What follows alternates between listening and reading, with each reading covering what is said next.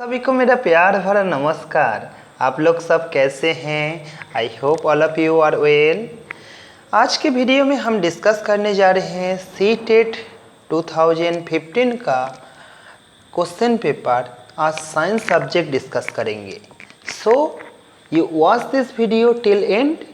देखिए question number 61 देखिए, which one of the following is not a conductor of electricity. देखिए नीचे चार ऑप्शन दिया गया है। इन चारों ऑप्शन में से कौन सा इलेक्ट्रिसिटी का कंडक्टर नहीं है, ये आपको पूछा गया। ठीक, तो देखिए सी वाटर में जो सॉल्ट होता है ना, ये इलेक्ट्रोलाइट्स है, मतलब ये इलेक्ट्रिक कंडक्ट कर सकते हैं। विनीगर, एसिटिक एसिड, ये भी इलेक्ट्रिक कंडक्ट कर सकते हैं। लाइम जूस ये भी कर सकते हैं, पर डिस्टिल वाटर नहीं कर सकते हैं। तो राइट ऑप्शन होगा distil water cannot conduct the electricity. देखिए दोस्तों, यही थोड़ा सा जान लीजिए इलेक्ट्रोलाइट्स क्या होता है। इलेक्ट्रोलाइट्स देखिए आप लोग सबको ही जानते हैं, ऐसा केमिकल जो कि ना वाटर में डिज़ोल्व होने पर, ऐसा केमिकल जो कि ना वाटर में डिज़ोल्व होने पर उनका अंदर से इलेक्ट्रिसिटी पास होता है, उसी को कहते हैं इलेक्ट्रोलाइट्स। देखिए जैसे कि यहीं पर बोला हुआ है सी वाटर में जो सॉल्ट होता है, सोचो NaCl। तो NaCl जो सॉल्ट सी वाटर में है वो क्या है, Na प्लस Cl माइनस है। ठीक, जैसे कि विनीगर बोला हुआ था एसिटिक एसिड। विनीगर का मतलब क्या है आप लोग जानते हो, एसिटिक एसिड। ठीक, तो एसिटिक एसिड को जब आप पानी में मिलाओगे तब फिर क्या होगा, एसिटिक एसिड जब पानी में मिलेगा वहीं पर क्या होगा, इसका भी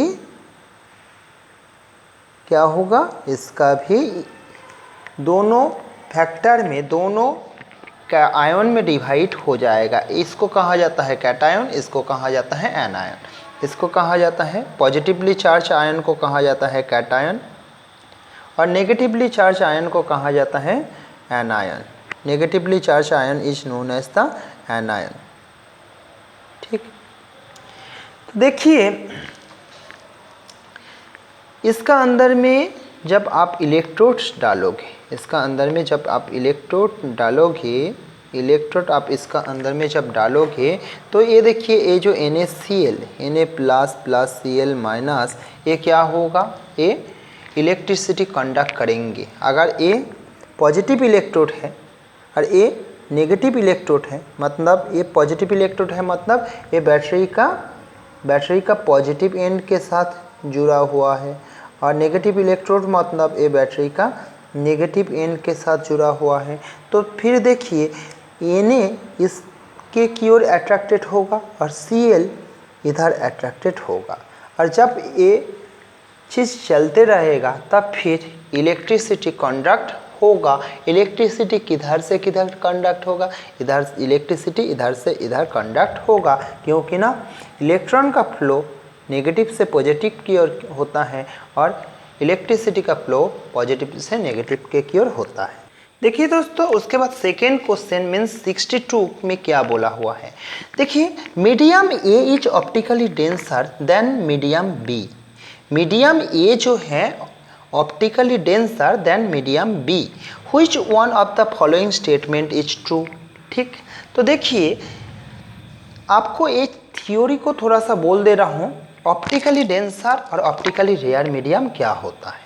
देखिए एक एक्सपेरिमेंट से हम आपको बोलते हैं। सोचो आप एक बीकर में पानी रखे हो, है ना, you keep the water in a beaker. ठीक, तो देखिए इसका अंदर में एक कॉइन को जब डालेंगे ना, इस कॉइन का हाइट कम दिखाई देगा। ठीक, ये सारी चीज़ क्यों होता है ये जानते हैं। तो ये सारी चीज़ क्यों होता है आप तो जानते हैं। ठीक, तो अगर ये चीज़ जानते हो तो आपको बोल दो ऑप्टिकली डेंसर मीडियम में, डेंसर मीडियम में ऑप्टिकली डेंसर मीडियम में लाइट का स्पीड कम होता है। लाइट का स्पीड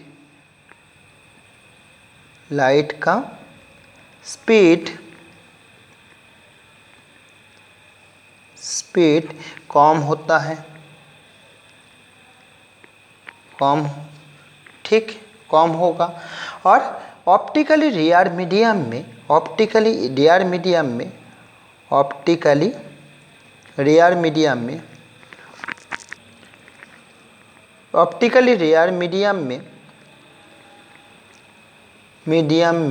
लाइट का स्पीड क्या होगा, ज़्यादा होगा। ठीक, तो अभी क्वेश्चन ये है, जैसे कि पानी है ऑप्टिकली डेंसर, और यहीं पर जो मीडियम है एयर जो है ऑप्टिकली रेयर, ये है ऑप्टिकली रेयर मीडियम। और जो वाटर क्या है, ऑप्टिकली डेंसर। तो देखिए ये नॉर्मल डेंसिटी के साथ इतना रिलेट नहीं करता है। ठीक, रिलेट करता है और कुछ जगह में करता भी नहीं। ठीक, देखिए ऑप्टिकली डेंसर मीडियम में जब एटम का मात्रा ज़्यादा होता है, ऑप्टिकली डेंसर मीडियम में जब एटम का मात्रा ज़्यादा होता है, वाटर का एटम का मात्रा जब ज़्यादा होगा तो फिर क्या होगा, यहीं पर तो वाटर का एटम नहीं बोलेंगे, वाटर का मॉलिक्यूल जब ज़्यादा होगा, लाइट जो है एक इलेक्ट्रोमैग्नेटिक वेव है, light is a electromagnetic wave. ठीक, तो जब इसका अंदर में मॉलिक्यूल का मात्रा ज़्यादा होगा तो अब फिर लाइट जब इस मीडियम का अंदर से पास करेगा तब फिर क्या होगा, तब स्लो पास करेंगे। और जिसमें एटम का मात्रा या फिर मॉलिक्यूल का मात्रा कम है, उसका अंदर से जब इलेक्ट्रोमैग्नेटिक वेव और लाइट पास करेंगे, उसका अंदर में लाइट फास्ट पास करेंगे। तो दोस्तों क्या समझ में आया आपको, क्या समझ में आया? ऑप्टिकली डेंसर मीडियम में लाइट का स्पीड कम होगा। क्यों कम होगा? इसलिए कम होगा ऑप्टिकली रेयर मीडियम में एटम या फिर मॉलिक्यूल, उस मीडियम का एटम या फिर मॉलिक्यूल का मात्रा कम है। और ऑप्टिकली डेंसर मीडियम में उस मीडियम का एटम और मॉलिक्यूल ज़्यादा है, इसलिए इलेक्ट्रोमैग्नेटिक वेव जब उस मीडियम का अंदर से पास होता है, ऑब्स्टेकल ज़्यादा होता है, इसलिए स्लो हो जाता है। ठीक, आप ज़रा सा एक सोचिए ना, एक सिंपल एग्जाम्पल, आपको खाली रास्ता में दौड़ने के लिए बोला है, आप जितना आसानी से दौड़ पाएंगे, आपको जंगल झाड़ी का अंदर में दौड़ने के लिए बोले हैं तो आप दौड़ पाएंगे? तो ऐसा ही है, ऑप्टिकली डेंसर मीडियम हो गया जंगल और झाड़ी, और लाइट होगा ये हो आप। ऑप्टिकली डेंसर मीडियम में लाइट क्या है, जंगल का अंदर में आपका स्पीड कम हो जाएगा, जंगल का अंदर में मीन्स डेंसर मीडियम का अंदर में, ऑप्टिकली डेंसर मीडियम का अंदर में लाइट का स्पीड कम होगा, ऑप्टिकली रेयर मीडियम में लाइट का स्पीड ज़्यादा होगा। अगर इतना ही आप थ्योरी जान ली है तो फिर देखिए क्या कौन सा ऑप्शन सही होगा। स्पीड ऑफ द लाइट, यहीं पर क्या बोला हुआ है दोस्तों, यहीं पर बोला हुआ है ए इज ऑप्टिकली डेंसर। आपको याद रखना होगा ए डेंसर है, बी रेयर है, तो फिर speed of the light is same in both A and B, तो बिल्कुल नहीं। ए डेंसर है मतलब ए का अंदर में लाइट स्लो जाएगा, बी का अंदर में लाइट फास्ट जाएगा, यही आंसर होना चाहिए। कैन नॉट कंपेयर, ये भी गलत ऑप्शन है, कंपेयर नहीं कर सकते हैं क्या? जरूर कर सकते हैं। Speed of the light is more in medium ए, तो ये तो डेंसर मीडियम है, उसमें ए मीडियम में कम होना चाहिए। ठीक, देन मीडियम बी, तो फोर्थ में क्या दिया हुआ है, speed of the light is more, speed of the light is more in medium B, speed of the light is more in medium B. Medium B rare medium है, इसलिए क्या है, रेयर मीडियम में लाइट का speed क्या होता है, ज़्यादा होता है। तो option 4 is the right answer. देखिए नेक्स्ट क्वेश्चन, देखिए क्वेश्चन नंबर 63 क्या कहते हैं, which are not we are not crushed under the weight of atmosphere because we are not crushed under the weight of atmosphere। देखिए आप जानते होंगे हमारे ऊपर में 1000 किलोमीटर तक एटमॉस्फेयर होता है और उस एटमॉस्फेयर का प्रेशर में हम क्रश्ड नहीं हो जाते हैं, मतलब चिपक नहीं जाते हैं। क्यों नहीं जाते हैं, इसका कारण क्यों है, तो मैं आपको कारण बोल दूँ। कारण इसलिए है हमारा बॉडी का अंदर का जो प्रेशर है, हमारा बॉडी का जो अंदर का जो प्रेशर है, इसको आपको बोल दूँ बॉडी का अंदर का जो प्रेशर है, inner pressure of the body, inner pressure of our body, of our body is equal to atmospheric pressure,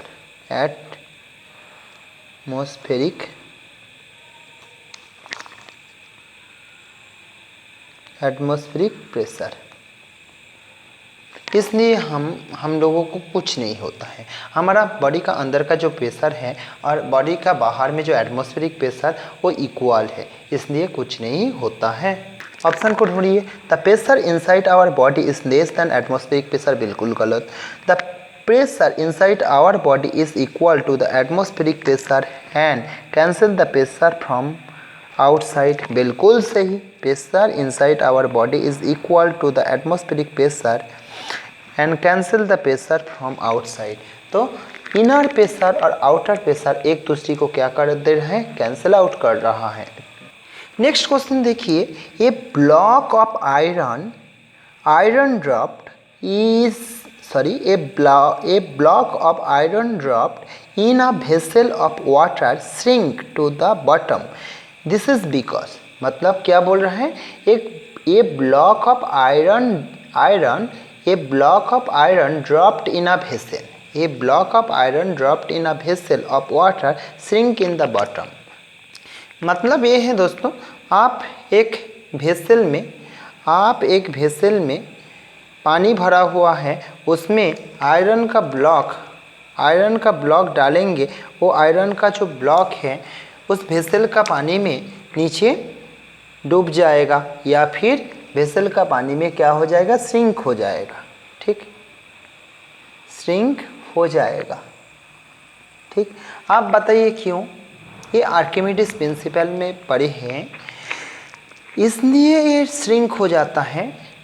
जितने वॉल्यूम ऑफ वाटर जब आप पानी में डालते हो, इस ब्लॉक को पानी में डालते हो या फिर बॉल को पानी में डालते हो, ये अपने वॉल्यूम का पानी ऑपोजिट साइड में क्या करेंगे, जितना अपना वॉल्यूम है उतना इक्वल अमाउंट ऑफ पानी ऊपर में फेंकेंगे।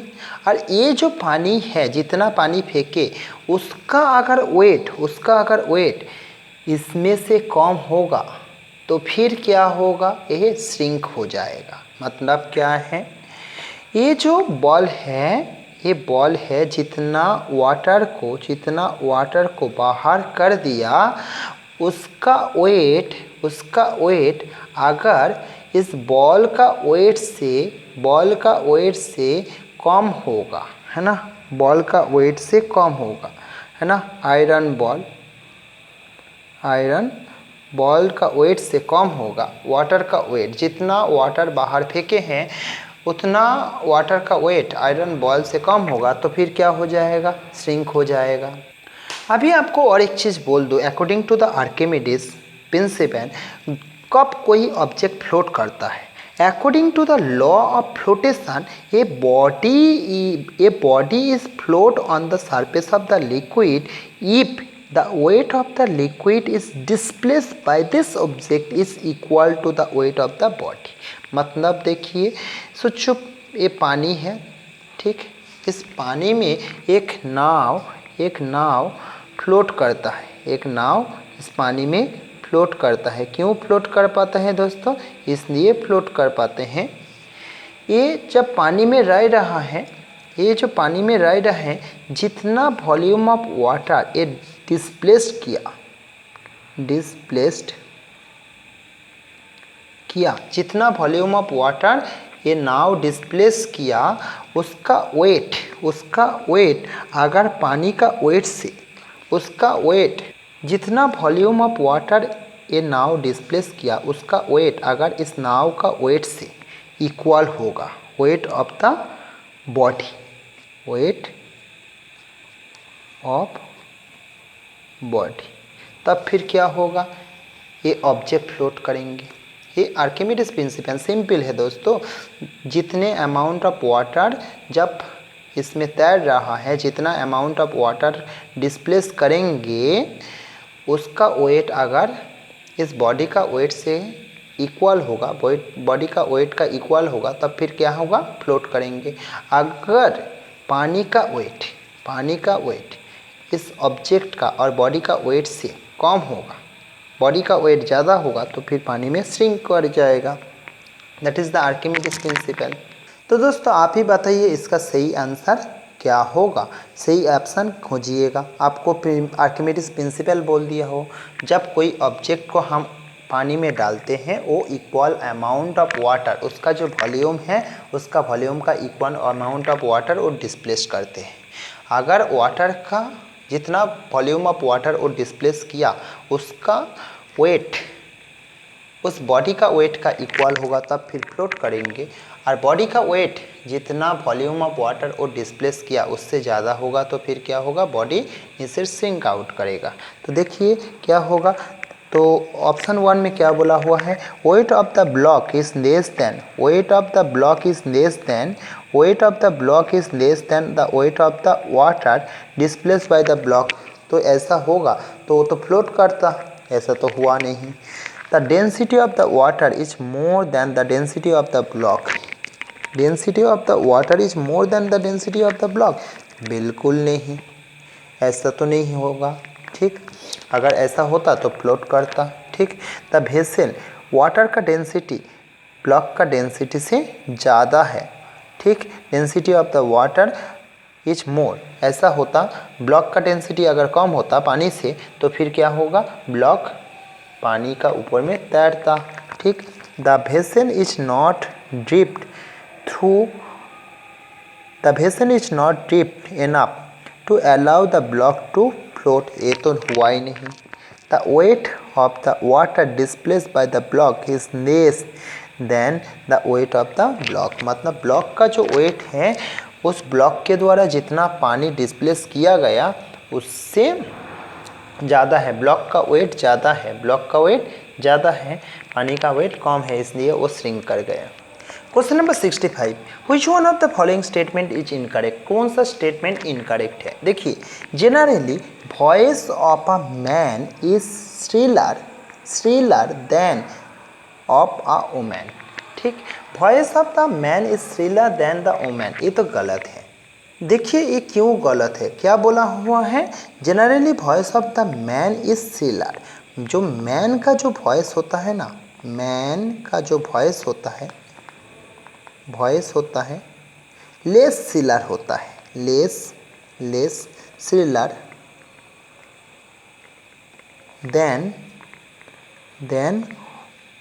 आ वुमेन। ठीक, मैन का जो वॉइस है वो कम श्रीलर होता है एक वुमेन से, इसलिए तो देखिए हो लता मंगेशकर जो गाना गाते हैं, उनका जो सुर है बहुत ज़्यादा श्रिल है, उनका जो सुर है बहुत ज़्यादा श्रिल है। मतलब क्यों होता है, वुमेन का जो वॉइस बॉक्स होता है, वॉइस बॉक्स और लैरिंग्स,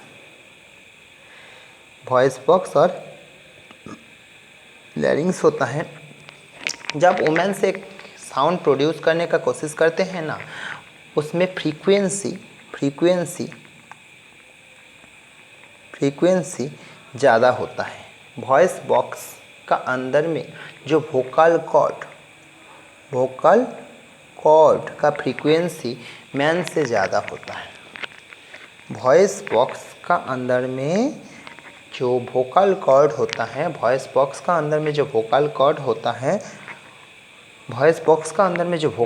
होता है, उसका फ्रीक्वेंसी मैन से ज़्यादा होता है, इसलिए वुमेन्स जनरली जो साउंड प्रोड्यूस करता है वो पतला और शेल्टर्ड होता है, और मैन का जो वॉइस बॉक्स का अंदर में जो वोकल कॉर्ड होता है उसका उनका फ्रीक्वेंसी ज़्यादा नहीं होता है as compare with the female.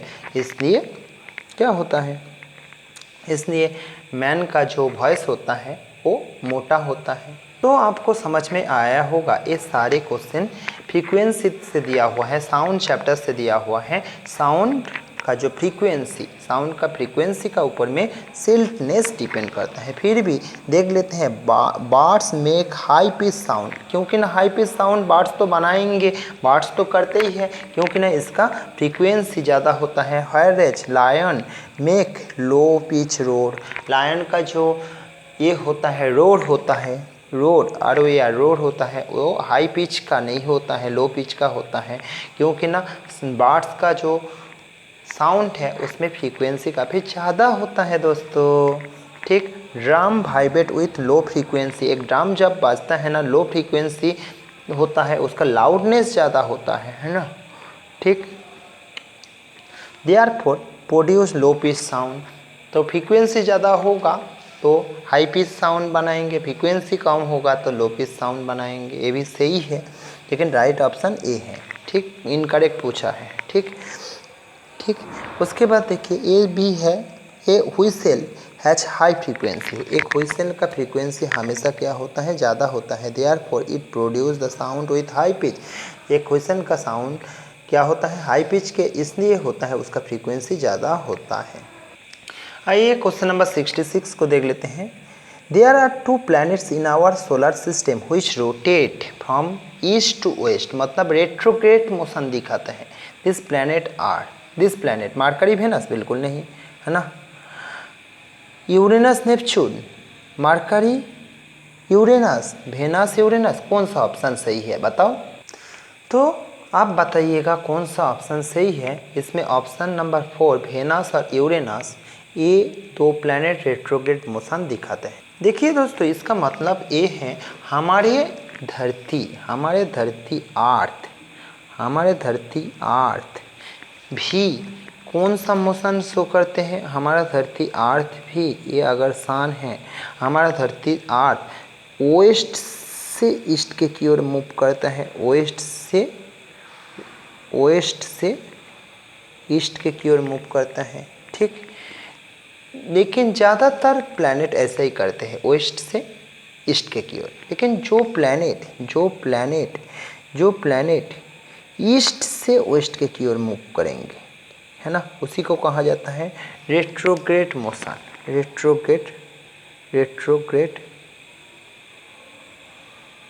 Retrograde motion.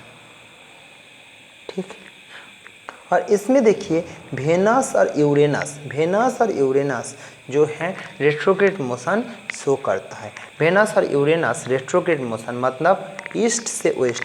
आप याद रखिएगा, हमारे नेक्स्ट वाला प्लैनेट ऐसा ही याद रखिएगा, वेनस और यूरेनस ये रेट्रोग्रेड मोशन से शो करता है, मतलब ईस्ट से वेस्ट में रोटेशन करेंगे। रोटेशन मतलब जानते हो ना, ये है रोटेशन, है ना, रोटेशन मतलब अपना एक्सिस में घूमना, अपना एक्सिस, हमारा अर्थ ये जो घूमता है, रोटेशन। ठीक, आइए देख लेते हैं next question. The major excretory product in human being, हमारा जो एक्सक्रीटरी प्रोडक्ट क्या है, यूरिया। ठीक, इसलिए हम क्या है, यूरियोटेलिक एनिमल। इसके साथ साथ बोल दो हमारा एक्सक्रीटरी प्रोडक्ट यूरिक एसिड नहीं है, किसमें यूरिक एसिड निकालते हैं, छिपकली में, ये यूरिकोटेलिक एनिमल। ठीक, इसका जो एक्सक्रीटरी प्रोडक्ट कम हार्मफुल होता है।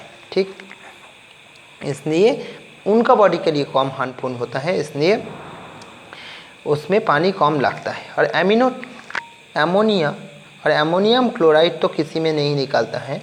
एमोनियम जो पानी में रहते हैं, मतलब एक्वाटिक एनिमल में एक्सक्रीटरी प्रोडक्ट, जैसे कि मछली में क्या है, मछली में क्या होता है, एक्सक्रीटरी प्रोडक्ट एमोनिया बनता है, एमोनिया निकल जाता है। ठीक, आइए नेक्स्ट क्वेश्चन को देखते हैं। which of the following process or processes destroy और destroys the magnetic property of bar magnet. Magnetic एक बार मैग्नेट का मैग्नेटिक प्रॉपर्टी क्या क्या कारण से ख़त्म हो सकता है। काटिंग इनटू टू पीस, एक बार मैग्नेट को 2 पीस में काट देंगे ख़त्म होगा इसका मैग्नेटिक प्रॉपर्टी? बिल्कुल नहीं, लेकिन हीट करने से ख़त्म हो जाता है। बीट करने में उसको बार बार गिराओगे, उसको कोई चीज़ में ठोकोगे, उसका मैग्नेटिक प्रॉपर्टी ख़त्म हो जाता है। और सीलिंग इसमें भी ख़त्म नहीं होता है। तो राइट ऑप्शन क्या होगा? ऑप्शन 4, हीटिंग और बीटिंग करने पे magnetic property of a bar magnet will be loss. देखिए क्वेश्चन नंबर 69 क्या कह रहे हैं। क्वेश्चन नंबर 69 में कह रहे हैं and a class 8 class student make the statement heavy object sink in water and light object float. Heavy object sink हो जाता है एंड लाइट ऑब्जेक्ट फ्लोट करता है। How the science teachers of class 8 best advice to react. तो आपको बोल दो heavy object, आप बताओ शिप जो स्टूडेंट बोले हैं उनको बोलना है, उनको उनका सामने बहुत सारा मटेरियल लाना है। शिप जो है, शिप कितने हेवी होता है, लेकिन वो तो श्रिंक नहीं करता है, डूब तो नहीं जाता है। तो फिर देखिए एक टीचर क्या करेंगे, present counter example and arrange material of different shape size and weight. तो देखिए जिनका शेप साइज क्या है, इस टाइप का होगा, मतलब ज़्यादा पानी को डिस्प्लेस करेंगे, जितना पानी को डिस्प्लेस करेंगे उतना पानी का वेट अपना बॉडी का, मतलब ऑब्जेक्ट का वेट से अगर इक्वल होगा वो फ्लोट करेंगे। ठीक, तो चाहे मैं ये बोलना चाहता हूँ, चाहे एक बड़ा सा जहाज़ है, तो ये जितने पानी को ये जहाज़ डिस्प्लेस करेंगे, इसका शेप इस टाइप का है, इसलिए जितना पानी को डिस्प्लेस करेंगे वो पानी का जो वेट है, पानी का वेट इक्वल टू जहाज़ का जो बॉडी और जहाज़ का वेट है, इसलिए जहाज़ क्या होता है, फ्लोट करता है ना। पानी का वेट क्या होगा, अगर कम होगा, पानी का वेट कम होगा और ऑब्जेक्ट का वेट अगर ज़्यादा होगा, जितना पानी ये डिस्प्लेस कर रहा है उससे ऑब्जेक्ट का वेट अगर ज़्यादा होगा तो सिंक हो जाएगा, डूब जाएगा, according to the Archimedes principle. इसलिए एक टीचर क्या करेंगे, प्रेजेंट द काउंटर एग्जाम्पल दे के करा के समझाएंगे and arrange the material of different size shape and weight for child investigation. ठीक, तो देखिए ऐसा है, बहुत भारी लोहे का हेवी ऑब्जेक्ट है, लेकिन इस टाइप का कोई ऑब्जेक्ट होगा लोहे का, तो फिर वो क्या होगा, इस टाइप का कोई ऑब्जेक्ट होगा तो फिर क्या होगा, वो श्रिंक हो जाएगा, वो श्रिंक नहीं होगा, फ्लोट करेगा। और लोहे का कोई बॉल होगा तो फिर श्रिंक हो जाएगा। ठीक, तो ये सारी चीज़ करके एक टीचर को दिखाना है और उनका आइडिया को बदलना है। ठीक, जो कि ना शेप साइज एंड वेट का ऊपर में डिपेंड करता है। नेक्स्ट क्वेश्चन देखते हैं। देखिए which one among the following situation give the students the best opportunity of discovery of learning। तो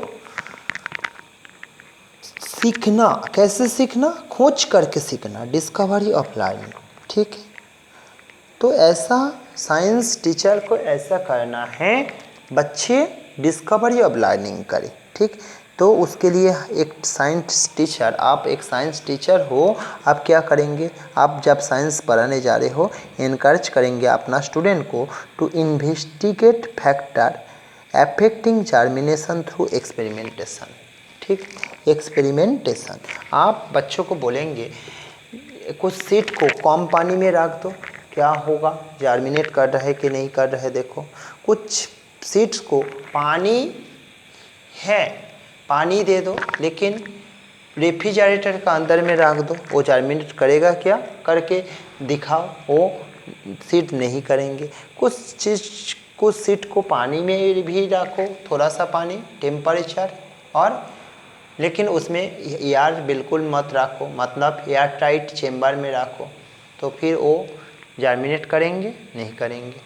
ठीक, जिसमें एयर नहीं है इस चेम्बर में रखेंगे नहीं करेंगे। लेकिन ऐसा कुछ सीड को जब पानी भी मिलेगा, एयर भी मिलेगा, टेम्परेचर भी मिलेगा, तब फिर जर्मिनेट करेंगे। तो ये एक्सपेरिमेंटल लर्निंग करने से बच्चे का अंदर में डिस्कवरी इन लर्निंग होता है। Thank you for watching this video. Don't forget to share and subscribe our channel.